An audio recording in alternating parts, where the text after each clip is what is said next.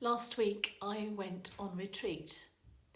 I usually find retreats quite hard work, and I struggle with the idea of being told or it being assumed that you should be quiet or pray at assigned times.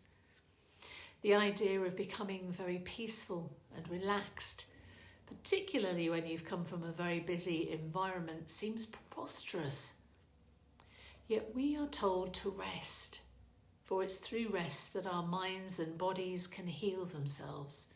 Truth presents itself from our subconscious, and we can connect with God and with the sacred.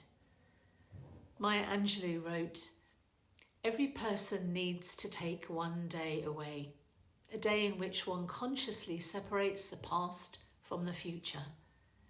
Jobs, family, employers and friends can exist one day without any of us, and if our egos permit us to confess, they could exist eternally in our absence. Each person deserves a day away in which no problems are confronted, no solutions searched for. Each of us needs to withdraw from the cares which will not withdraw from us." Jesus teaches us about the value of rest, withdrawing often to be with God, to be away from the crowds or from the disciples. Matthew 14 tells us that Jesus withdrew to a solitary place to be by himself.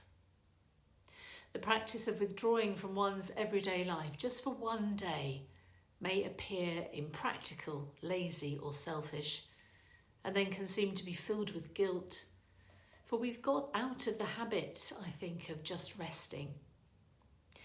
I began my reflections saying that I usually found retreats quite hard work, but this time I felt very prayerful, grounded and present in the moment, and my mind luxuriated in the peace that I found.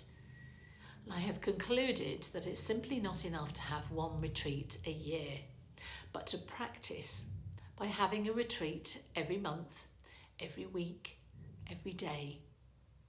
Some time without guilt that is sacred, because time spent with God is time spent healing and renewing.